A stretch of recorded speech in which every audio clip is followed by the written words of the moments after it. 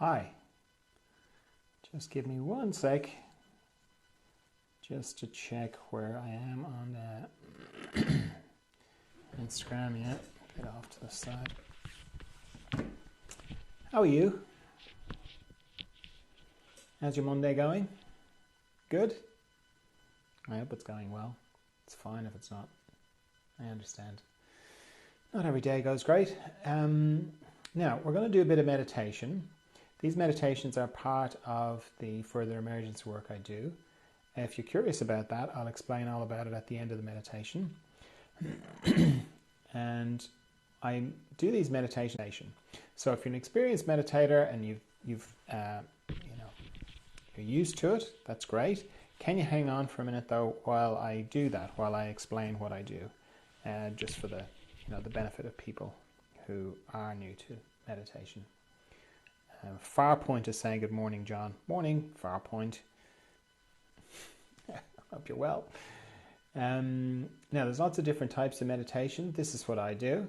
For me, it starts with why I would meditate. I'm trying to connect to a part of me that I connect to every night when I go to sleep. Not the dreaming bit, the bit after dreaming, So I'm dreaming and then I drop out the bottom of dreaming into deep dreamless sleep, where I have no thoughts, no memories, no feelings, no personality. I don't really have a body, don't have a bed really, don't have a house. Everything just disappears. I even disappear because I cease to exist. Certainly in the way that I normally register, that I'm here, that my existence. So when you add all that up, that sounds awful, doesn't it? I mean, who would want to do that? Yet, I love going to sleep. And when I wake up in the morning, I feel refreshed. So some part of me knows that wherever I go to, it's a good place. And that's where I want to go to when I meditate. I just want to do it consciously. So if this is the first time you're ever meditating, I would encourage you not to try this lying down. Because when you lie down, you close your eyes, your body will understandably think, oh, well, it's time for sleep. So you'll either fall asleep or you'll battle sleep, both of which are counter to what you're trying to do here. So yeah, sit up. You don't have to sit in a lotus position or anything like that. You can if you're comfortable doing that, but I'm just sitting in a chair. If you're sitting in a chair, make sure it's not a big comfortable armchair that you might fall asleep in, because you'll be into that whole side of things again. So as I said, this place that I go to, there's no thoughts. So that's where the whole mind thing comes into it with meditation, because where I go to when I meditate, it's a bit like a room I go into, and my mind can't go into that room. So it has to wait outside the door. So from my mind's point of view, meditation is really boring. So it's important that I get my mind on board for the process, because if it's not on board, it'll just keep distracting me. So I make an arrangement with my mind. I just say, could you just not think for the next 15 minutes because I want to meditate? Now, at this stage, my mind is okay with that because I've been doing it for a long time. So my mind is on board with it. If you're new to meditation, it can take a while for your mind to get on board with the whole process. And if you've got questions about that, if you ask them on Instagram, I can see those questions, or you can just email me and I'll try and address it. But for now, we'll just say mind is on board. Good. Next thing, stop thinking. Now, stopping thinking is easier than you would think because it's easy to stop. The tricky bit is to maintain it. And why it's easy to stop is because regardless of what I'm thinking about, which would be the content of my thoughts, the structure of my thought, it's always the same, which is pictures and sound. So if I turn off the pictures and I turn off the sound, now I'm talking about internal sound, not external sound. I'm talking about the internal conversations I might be having, the dialogues, the monologues, all that sort of thing. If I turn the pictures off and the sound off, that's it. I'm not thinking. And as soon as I do that, I'm into the practice of meditation. Now, the practice of meditation runs parallel to the intention of my meditation. The intention of my meditation is, as I said, to go to this deep, still, profound, calm, Zen-like, still, all those words that I use to describe meditation. I want to go there. And then the practice of meditation pretty much goes I'll turn off the pictures, I'll turn off the sound, I'll bring myself to not thinking. Then some time will pass and I'll discover I'm thinking again. I go, oh, I'm thinking. Turn off the pictures, turn off the sound, bring myself back to not thinking. Then some more time will pass, I'll discover I'm thinking again. I go, oh, thinking again. Turn off the pictures, turn off the sound, bring myself to not thinking. And some more time will pass, and I'll discover I'm thinking again, and so on. So it's pretty simple, really. Every time I discover that I'm thinking, I bring myself back to not thinking. And if you do that, you're doing great. And it's good to know that thinking can happen in meditation. Because it's very easy to get the idea that, no, to meditate correctly, you cannot be thinking at all, which in my experience is not the case. These two things, the practice and the intention, they go together and they sort of go back and forth, do a little kind of dance. Sometimes you'll be very deep and still, other times you'll be discovering that you're thinking, and both are powerful in their own way. It's kind of obviously powerful when you're very still and, in that kind of place, because you can feel the changes in your body, your shoulders drop, your nervous system starts to balance, your breathing changes. It's not so obvious that it's powerful when you're discovering that you're thinking, because it's very easy for your mind. Your mind likes to talk about everything. So it's very easy for your mind to start commenting about how you're doing at meditation. I know that's kind of silly when you put it like that, but that's what happens. Because even though, where you're going to in meditation is this place that your mind can't go to, that doesn't stop your mind having a lot to say about it as well. Where it's powerful, right, is that, let's say you're meditating, and let's say you're in the middle of thinking. Now, if you're like me, the sort of things that you think about are all from your perspective. So I'll be thinking, what am I going to do about that thing? Why did that person say that thing to me? Why did I say that to that other person? And so on. Now, if I'm in the middle of one of those thoughts, as I said, in the middle of a meditation, and I go, oh, thinking, turn off the pictures, turn off the sound, bring myself back to not thinking. Indirectly, what I'm demonstrating or saying to myself is, that thought that you just had, the one that you thought was you and that you were it, well, you just made it disappear. You just made it go, poof, gone. So you're obviously not that thought. In fact, you're not any of your thoughts. You're something else. Now, that's very powerful. And the fact that you do that repeatedly is very powerful as well. So, just to reiterate again, very simple. Every time you discover that you're thinking, bring yourself back to not thinking by turn off the pictures, turn off the sound. If you do that, you're doing great. And don't let your mind comment on how many times you have to do that in 15 minutes, because that changes day to day. It can change hour to hour. You could meditate in the morning and only have to bring yourself back from thinking 20, 30, 40 times in 15 minutes. Then you might meditate in the afternoon and you might have to bring yourself back 200, 300 times. Now, your mind can kind of start again commenting on it, going, oh, this morning's meditation was so much better than this afternoon's. That's not the way it works, and it's not true. There's no right way, right amount of times. The main thing is just whenever you discover you're thinking, bring yourself back to not thinking, turn off the pictures, turn off sound. If you do that, you're doing great. You're doing perfect.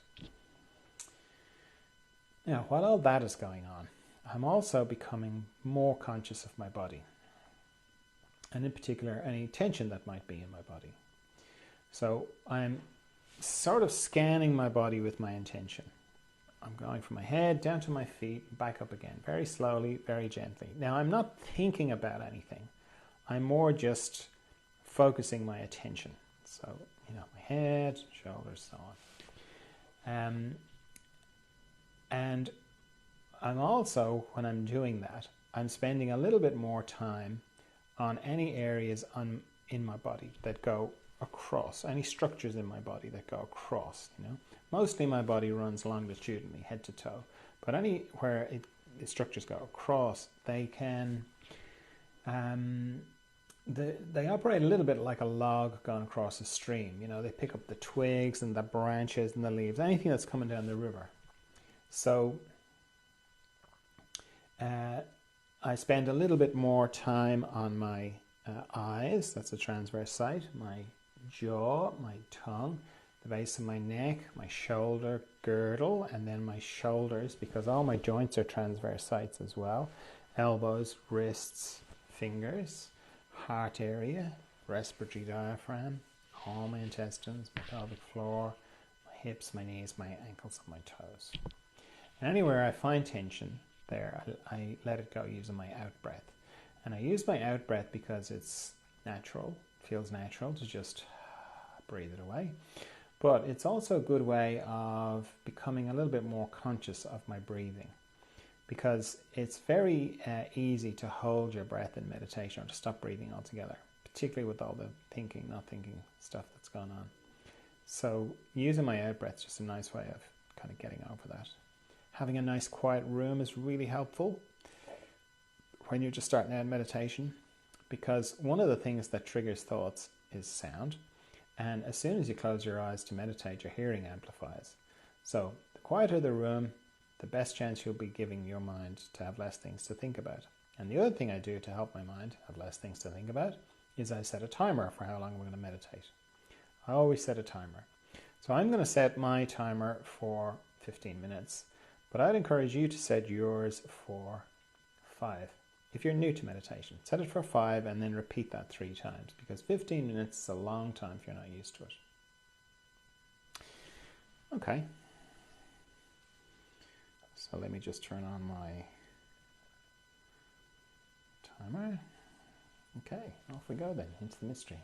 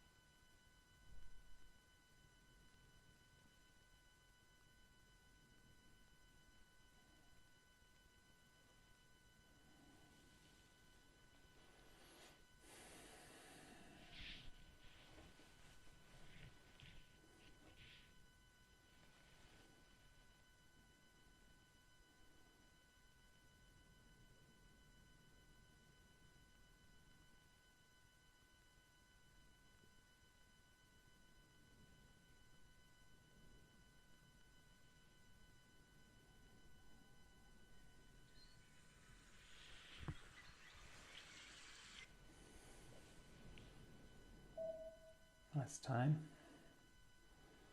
So when you're ready, you can open your eyes.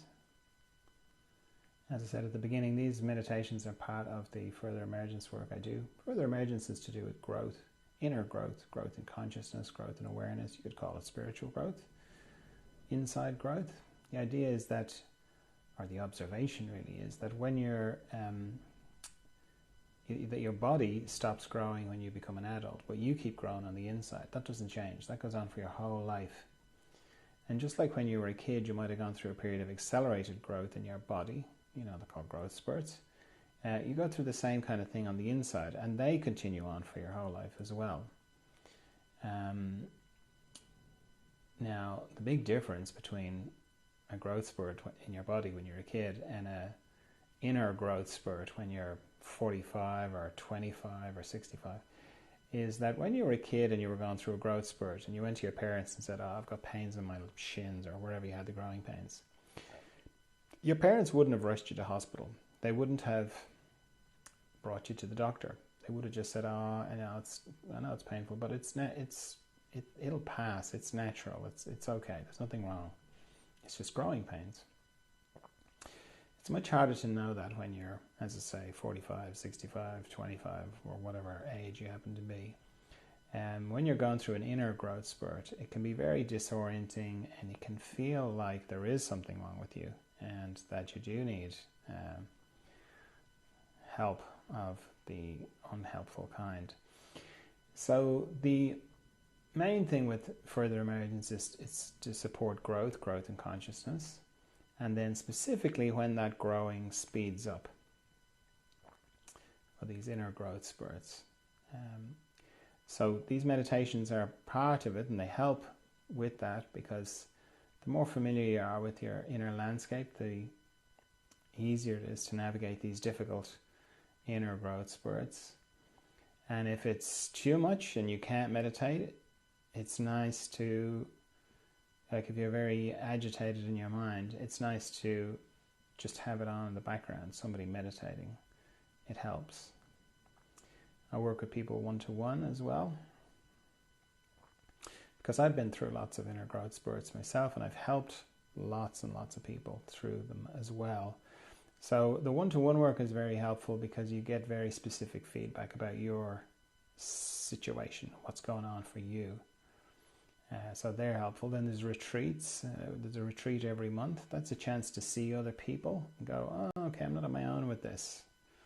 And to hear what other people are going through and kind of, oh, okay. And then there's some more meditation in that as well in the retreats. The retreats are kind of half a day, last Saturday of every month.